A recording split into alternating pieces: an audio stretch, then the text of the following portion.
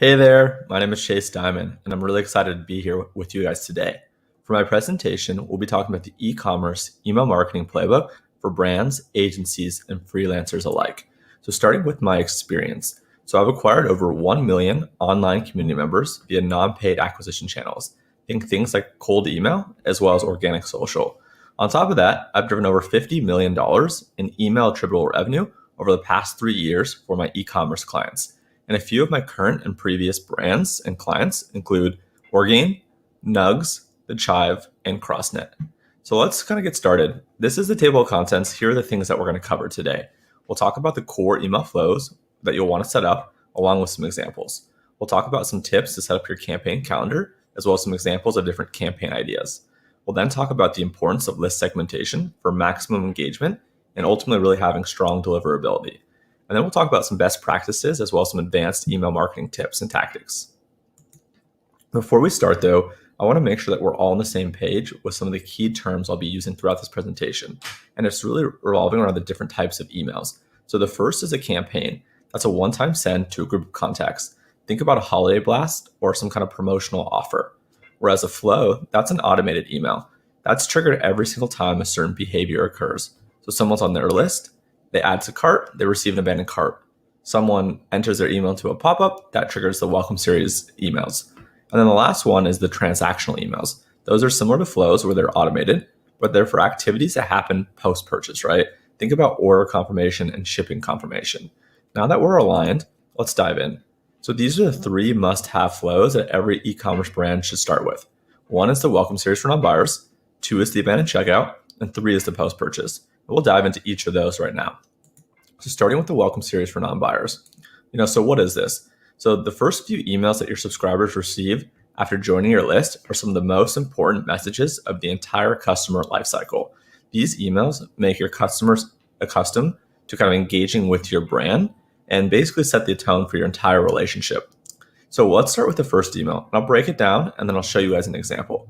So the first email is basically a welcome and a thank you, and giving a discount code if applicable.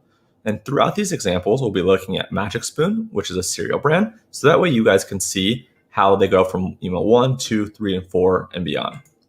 So email number 1, right? So they start with this captivating header image. Welcome to the land of Magic Spoon. Then they talk about some relevant brand info, right? So we set out to imagine our favorite cereal, and this is how we did it. We wanted to make sure that our cereal didn't have the usual junk. So we swapped it out for high protein, low carb, keto-friendly ingredients that didn't sacrifice the taste. And then they have the call to action of try now. So we're basically gonna send an email like that to welcome people that are new to this list. Then from here, they want to talk about the brand story and the unique quality standards and any benefits of shopping with the company. So this is really the email that tells your customers what's in it for them, right? We're all very selfish in terms of, we want to know what's in it for me. Right, brand and this, that, and the other, those are all great. But at the end of the day, how is this going to help me? That's what you really have to answer here. And the way that they do it is they have this really strong graphic and kind of comparing their brand against the others. So for us, we only have 3 grams of net carbs, right? That's a thumbs up. Where all of the others, they have 21 grams of net carbs. So the number of net carbs is 7 times more with our competitors. The Fruit Loops, the Captain Crunch, those types of cereals. They have the same call to action as email 1 of try now. And again, they talk about the brand benefits. Again, we swapped out the usual junk, which is wheat, corn, and sugar, for high protein, low carb, keto ingredients. Right? So they're really harping home on this is cereal, it tastes great, and it's better for you than all the competitors. Then email 3.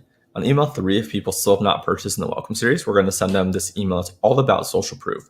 Right? That comes in the form of customer reviews, any kind of press mentions, any celebrity or brand endorsements, any kind of retail footprint, so on and so forth. And then we'll also want to show any popular products here. So this is what email 3 looks like. So this will be a captivating header image, right, that has some of their popular products, has some really great social proof. These are all, really reputable press outlets, Men's Health, Men's Journal, Delish, Bash Company, so on and so forth. And then it has a really direct CTA of order now that you have more information about the brand.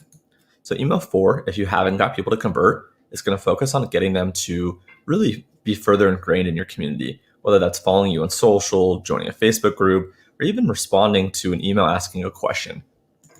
And that's exactly what Magic Spoon does. is they introduce the founders here. They show their photo, right? Make them really personable. They're smiling, they're holding cereal bowls.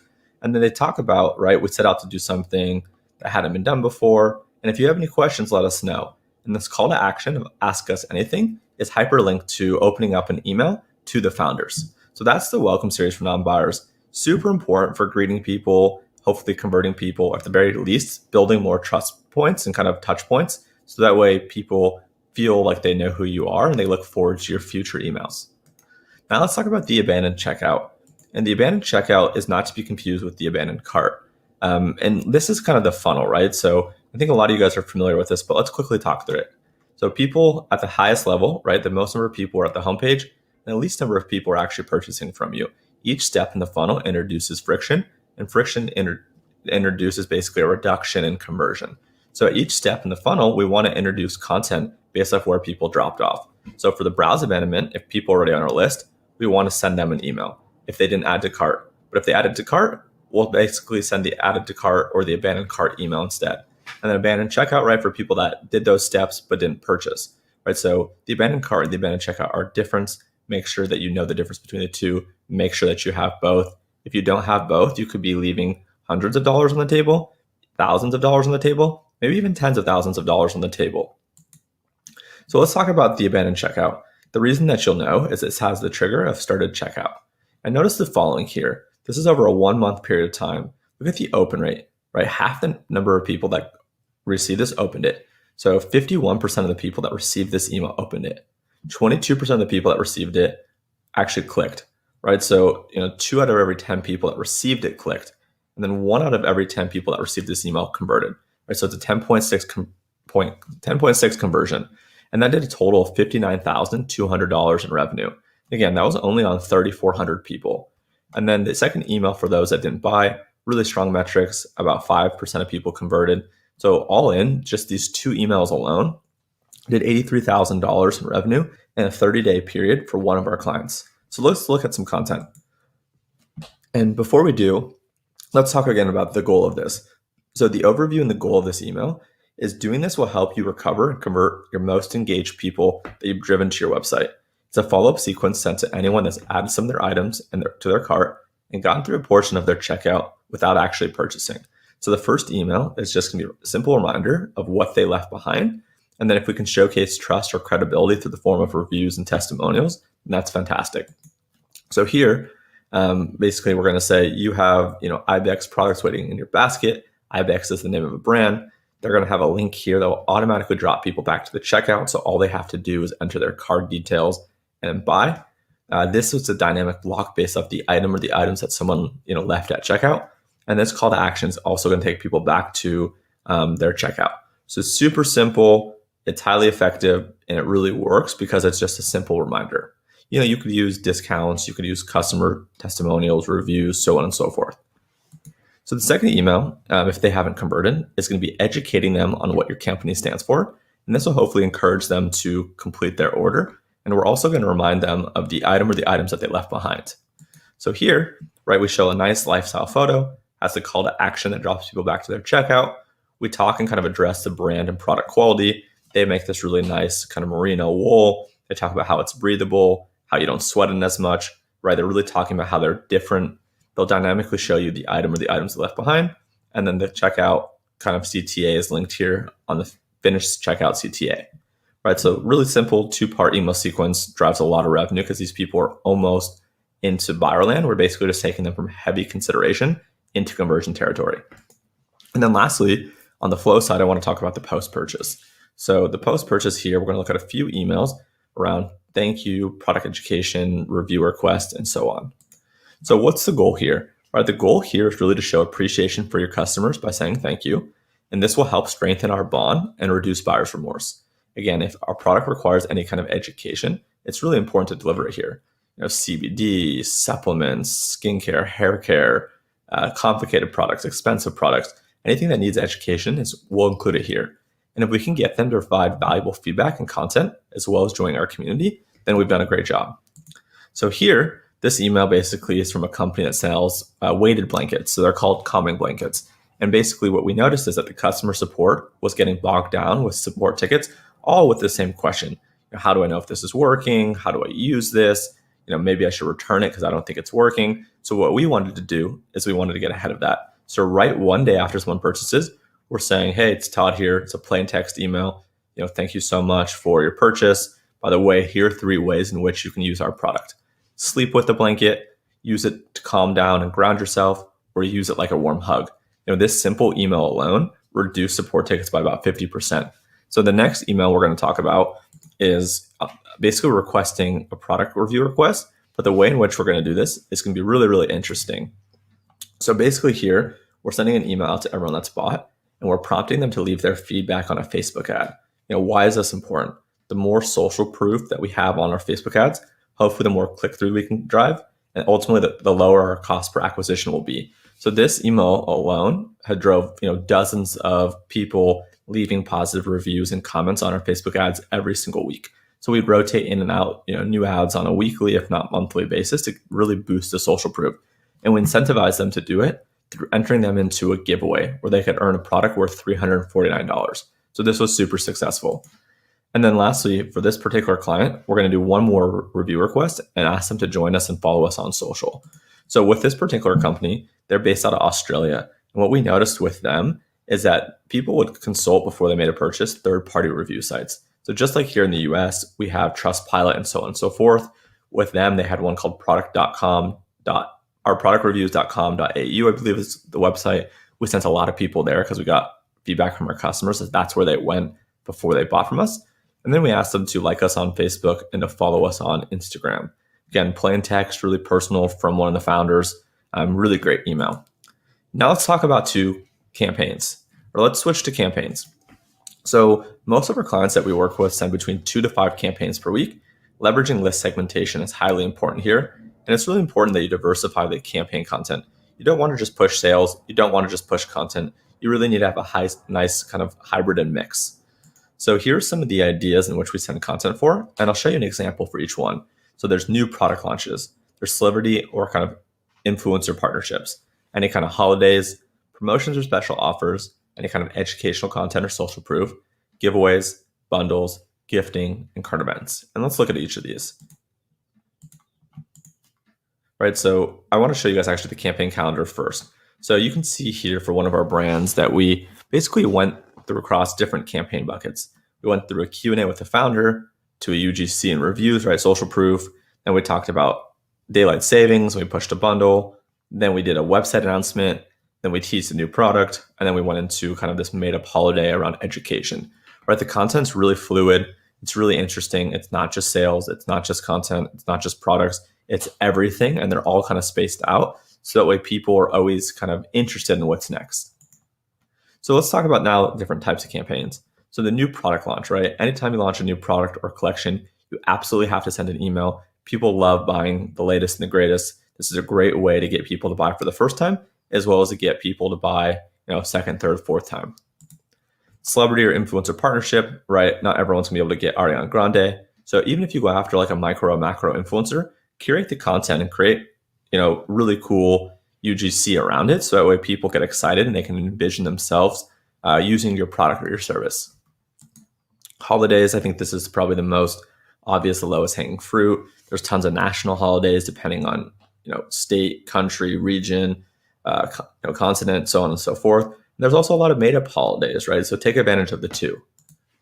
Promos or special offers. This was kind of a really interesting one that we ran where we were incentivizing people to make sure they took advantage of the sale early because the best sale had the least number of quantity. So buy one, get one free is essentially 50% off. And that only had 20 available.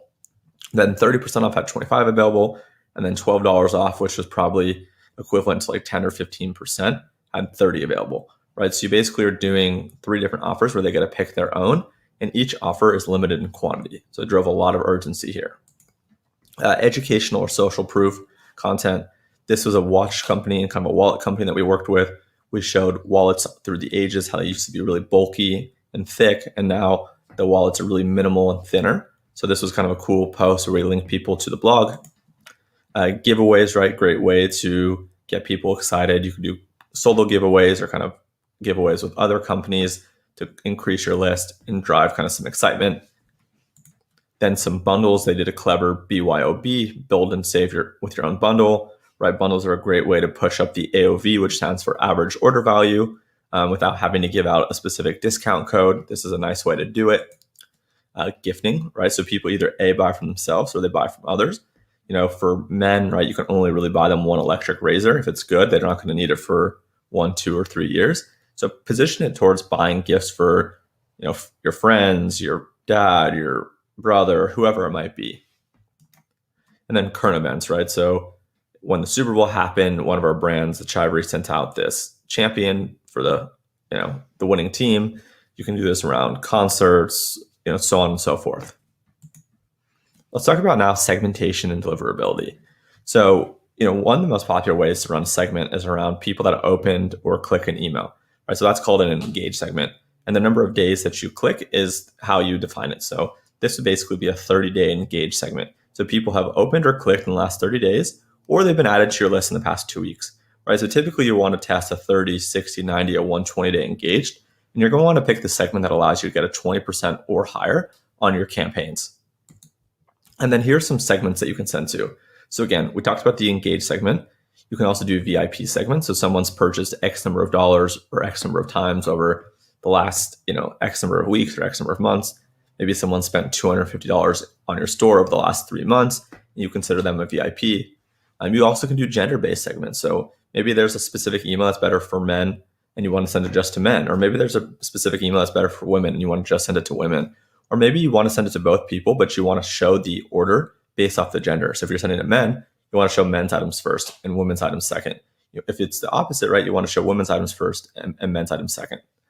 Geography is another one. So whether it's, in the US or outside of the US, or even within the US, West Coast versus East Coast. So I'm on the West Coast in California. The weather is, 75 degrees and sunny, 99% of the year. People can send me a t-shirt, shorts, and flip-flops, and I'd probably buy it. Even in the winter. We're on the East Coast, let's say New York, seasons are a real thing. So in the winter, you're not going to want to send them the same email around shorts and a t-shirt. You're going to want to send them a jacket, pants, beanies. Purchase specific product, right? Doing cross-sells and upsells. These are a couple key segment ideas. Cleaning your list is really important for a few reasons. You're going to want to either A, delete or B, suppress your list. I always recommend suppressing. If you delete it, you lose all the data. If you suppress it, at least it's searchable and you can find it. And you want to do it for 2 reasons. One is the account health. So you want to make sure that you can increase your deliverability by sending to people that are actually active and engaged. And it also will save you money. So in most cases, you're paying your ESP, Klaviyo, MailChimp, ActiveCampaign. You're paying them money based off the people that are active on your list. So by suppressing people that are inactive, you basically save hundreds, if not thousands of dollars per month. And here's a chart that talks about how you know whether you have good or bad deliverability. If your open rate on campaigns is 10% or lower, you're in trouble. If you have 10 to 20%, maybe you're okay, but there's room to improve. And if you have a 20% open rate or higher, then you're probably safe and good. So it's really important to monitor these. And then lastly, to kind of round this out, and Aren, I really appreciate you listening here today. I want to talk about a few advanced tactics. So one is this giveaway hack. So I talked about the giveaway before on how it's a good campaign. However, everyone does this type of giveaway, and these can really be a major hit or a miss. So we basically are calling this like a giveaway 2.0, where instead of doing an actual giveaway where you're hoping that people convert over time, we're doing a really direct cross promotion. So, our brand Hydrant partnered with a brand called Snow, and Hydrant introduced Snow to Hydrant's audience, and Snow introduced Hydrant to Snow's audience, and they each gave a discount. So this is a lot more direct response, kind of conversion focused. And then lastly, kind of to round this out, is 2021 is the year of AMP. And what is AMP? Well, AMP allows us to leverage the speed of accelerated mobile pages. That's exactly what it stands for. AMP equals accelerated mobile pages. And allows us to create content that's more engaging, interactive, and kind of actionable, right? So think about how landing pages engage. You can do those types of things within an email.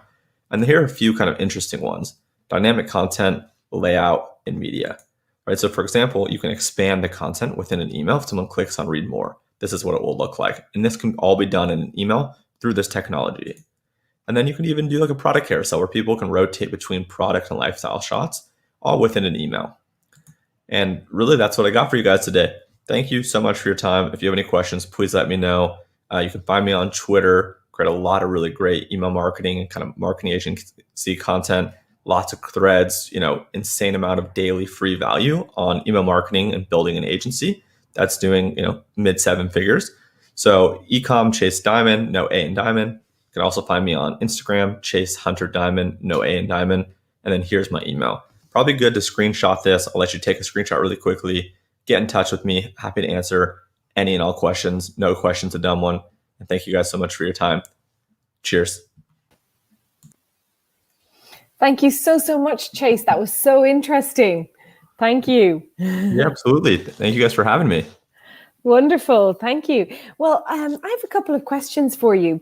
I was just wondering, I know you went through some of the main drivers, but what in your experience is something that really drives the conversion with your clients when they're opening the email? What is the fastest that they kind of convert into a sale? Is it the giveaways, or what kind of things are people most, gripped by when they read an email? Yeah, look, I think it depends. I think it starts first when people, are about to join your list. What's the expectation? They're getting some kind of discount, some kind of offer, entering some giveaway. So I think setting the expectation to make sure that the leads, are on the same page is important.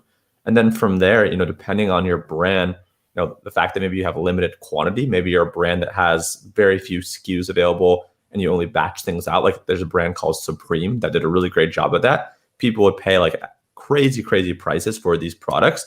And it created this huge kind of after secondary market just because products would drop and they would sell out, pretty quickly. So people knew that on their list, they had to act fast. So they drove kind of that urgency through limited quantity. That's one. On the other end, if you're a brand that kind of rarely gives out discounts and you're running a special promo or offer, and you guys can kind of prime people up front. So, hey, tomorrow we're going to send a really great discounted deal. We never do this, stay tuned. Then tomorrow comes, you send the email, you send it maybe 25% off discount that you never ever have done. I think people are going to kind of, jump on the opportunity. So I think it really comes down to, psychology. And obviously you want to be transparent and honest. You don't want to say something selling fast if you have unlimited quantity, right? Like if you're selling like an info product or a course, you don't want to say, hey, I only have 5 copies left. It's like, no, you have 1,000 copies. You got 1,000,000 copies, right? But I think the psychology and the urgency and the FOMO is really what moves someone from considering it to actually converting to it.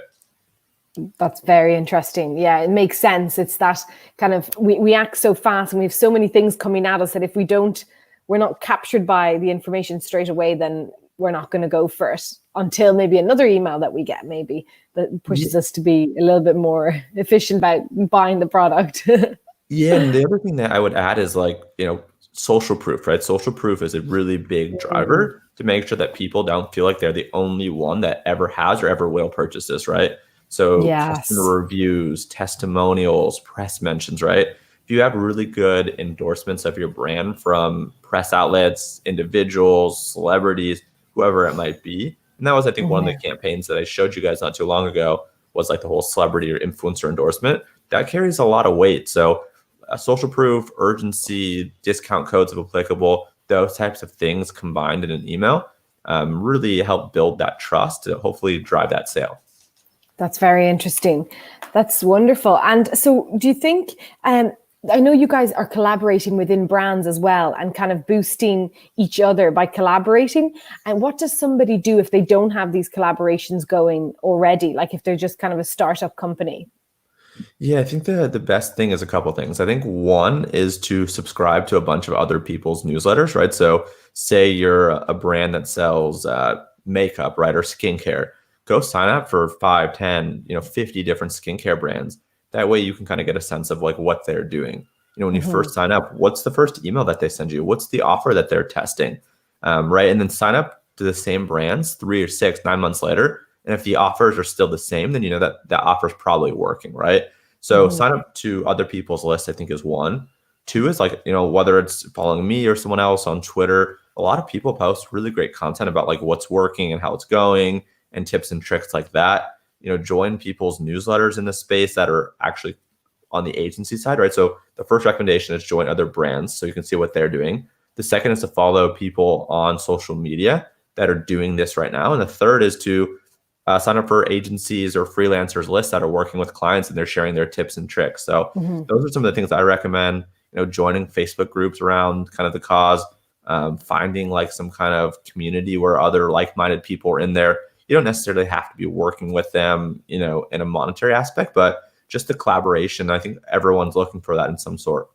Yeah, absolutely. And do you use MailChimp mainly as a... No, not at all. No. Not at all.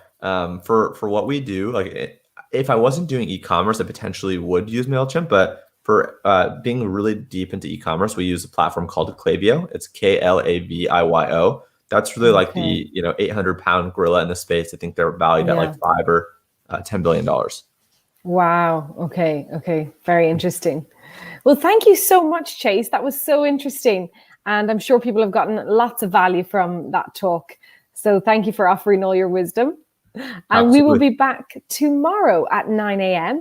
And thanks again, Chase. Thanks for everything. Take care. Bye. Bye-bye.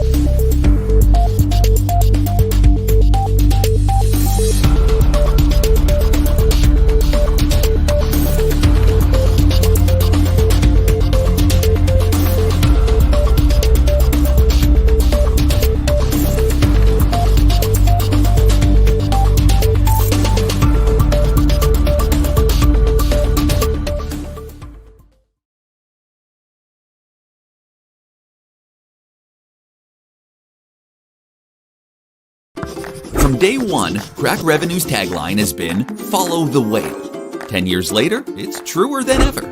Unlike most CPA networks, we test all of our top offers using our designers, media buyers, and analysts to make sure the funnel is working and that the offer is more than profitable. Then we share the recipe with our affiliates. Simply put, Crack Revenue is made for affiliates by affiliates. It's the whole idea behind Follow the Whale. That way, everybody wins.